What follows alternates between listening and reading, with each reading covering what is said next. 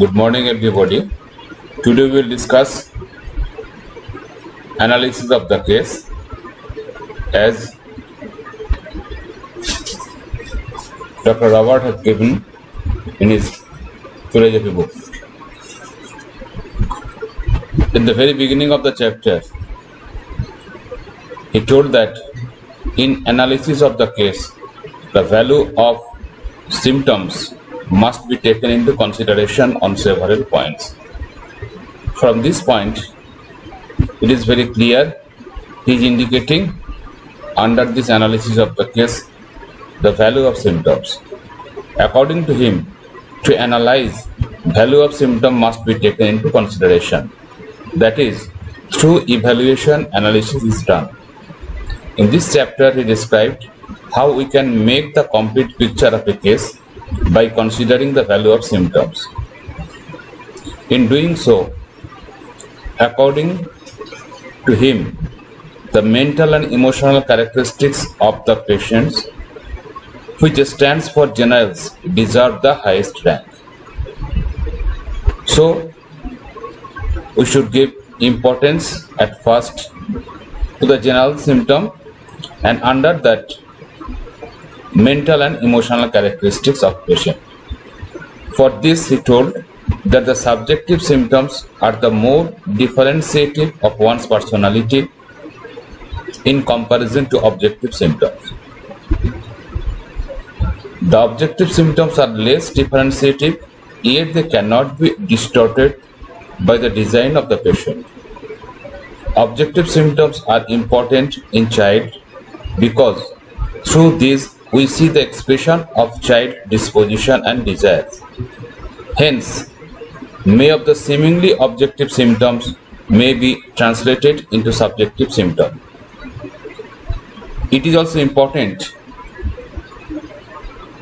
to have knowledge of the diagnostic symptoms of the disease, though we only base our prescription upon the totality of the symptoms. In considering the diagnostic symptoms in the selection of the remedy, its only practical value is in excluding those remedies from consideration which do not correspond to the genius of the disease but act chiefly on other parts of the organism. Thereafter, he told about symptoms of location. The symptoms of location frequently furnish quite characteristic symptoms and they deserve particular attention since every remedy acts more or more decidedly on certain parts of the organism.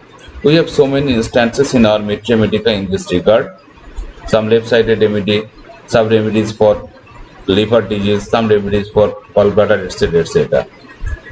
Likewise, we must consider concomitant symptom. The concomitant or auxiliary symptoms which appear with other symptoms. They rarely appear in connection with the leading disease. They belong to another sphere of disease than the principal ailment. They have more or less characteristic signs of medicine, even though they have not before been noticed in the present relationship or diagnostic group. They seldom have any definite relationship to the leading symptoms from the point of pathology and have actually a definite relationship to the case that they occur in the same patient at the same time or in definite relationship of time as the chief complaint. That group of which the patient complains most, almost without exception, cannot be relied upon for the definite selection of the remedy. It is the concomitant group of symptoms which, taken in conjunction with the major group of symptoms, makes possible the definite selection of the remedy by greatly reducing the number of remedies indicated in such conditions, and upon a closer analysis we can pick the similimum unerringly from the small group. Thereafter, he told about contradictory symptoms. That means symptoms that are decidedly opposed.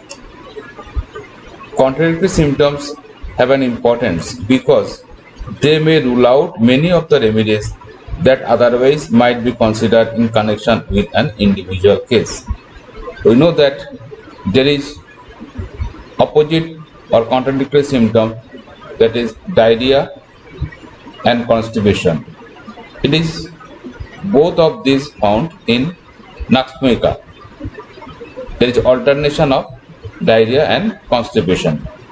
And in other medicines, we may have only diarrhea or only constipation.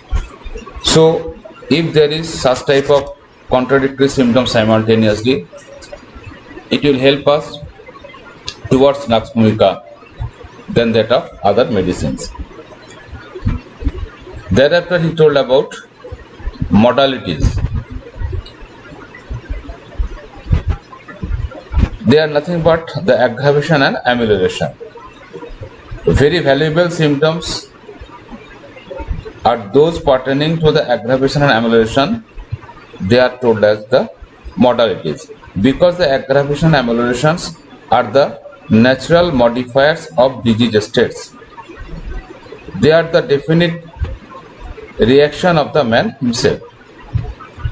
We must take into consideration that every symptom of note has these modifying conditions of aggravation and amelioration.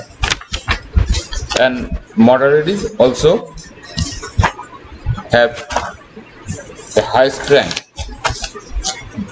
It is well to bear in mind that he discussed after that regarding periodic symptoms, some periodic manifestations of symptoms.